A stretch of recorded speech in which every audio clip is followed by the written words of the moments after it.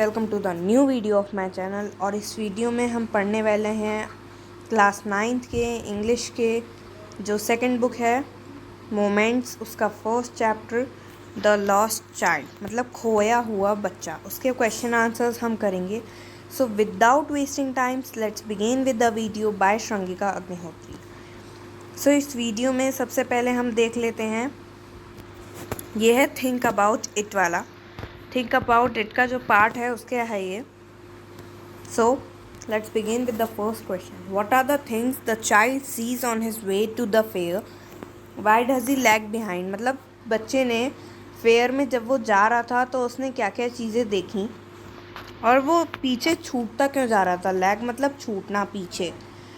तो वो हमेशा अपने मम्मी पापा से पीछे क्यों छूट जा रहा था, उसका आंसर हम देखेंगे।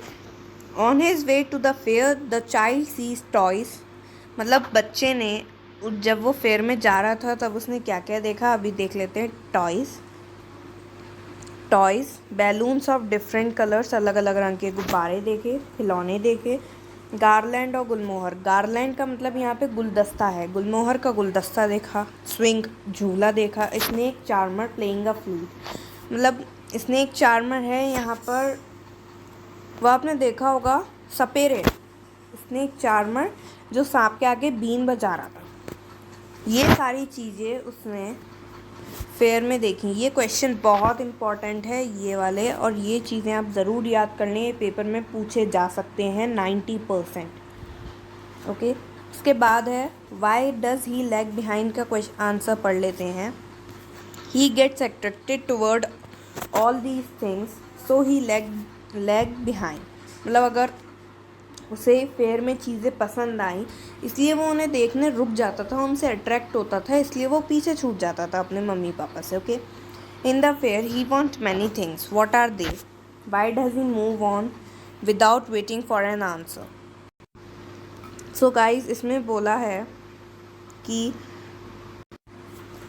जब फेयर में वो बच्चा था वो बहुत सारी चीज़ें चाहता था लेना, वो क्या क्या थी, बट वो अपने मम्मी पापा से पूछे बिना ही आगे क्यों चल देता था। The child wants many things in the fair, he wants to have toys, वो खिलौने चाहता था।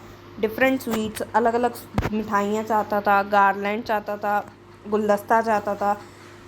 बैलून्स ऑफ डिफरेंट कलर्स, वो अलग अलग रंग के बैलून्स चाहता था। And has a keen desire to enjoy the round about. Round about आपने देखा होगा मेलों में, बहुत बड़ा ऐसे करके गोल सा झूला होता है, और उसमें just like what can I से, ऐसे करके बहुत बड़ा सा झूला होता है, उसमें ऐसे करके लगा रहता है, तो वहाँ पे बहुत सारी चेयर्स होती हैं ऐसे करके बैठने के लिए। तो जैसे ये चेयर है तो वो ऐसे पूरा घूमता है, आपने देखा होगा। ओके, सो उसी को हम राउंड अबाउट कहते हैं। तो उसे राउंड अबाउट पे बैठना था, बस उसकी इतनी सी विशेष थी उस फेयर में। लेकिन उसके मम्मी पापा एक्चुअली, अब देख लेते हैं वो बिना आंसर के आगे क्यों बढ़ जा रहा था। He moves on without waiting for an answer because whenever he stops to see things his parent gave him a cautionary call, come child come. मतलब जब भी वो किसी भी चीज़ को देखने के लिए रुकता था तब उसके पेरेंट्स तुरंत एक कॉशनरी कॉल, उसे एक बहुत चिल्ला के बोलते थे, कम चाइल्ड कम, जल्दी आओ बेटा, जल्दी आओ, जल्दी आओ बच्चा, जल्दी आओ।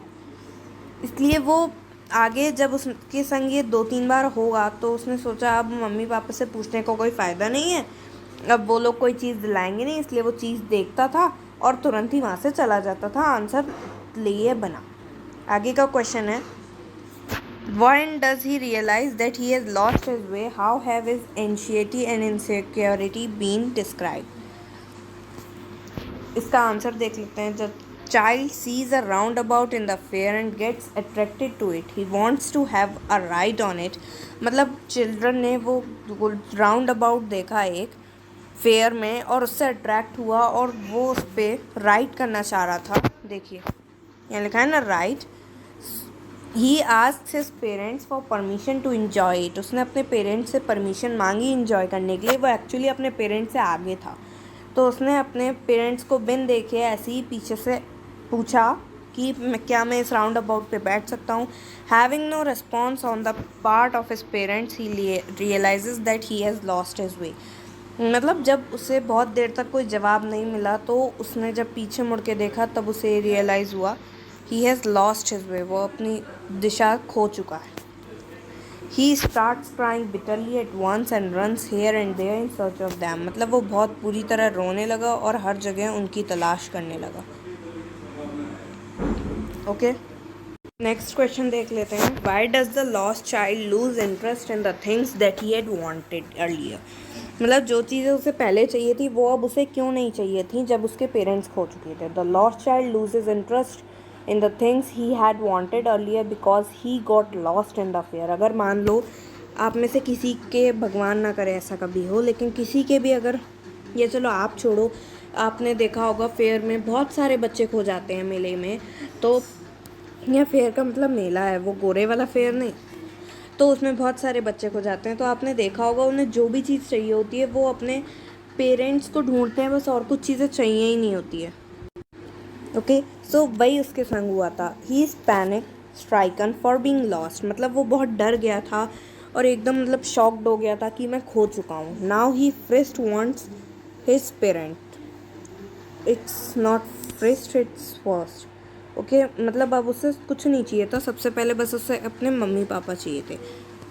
सो he is afraid and feels unsafe, अब वो बहुत डरने लगा था और बहुत अनसेफ फील कर रहा था। This is the last question. What do you think happens in the end, does the child find his parents? Yes, मतलब इसमें अपने से आंसर लिखना है, मैंने अपने से इसे आंसर लिखा है। Yes, I feel that the child finds his parents at last.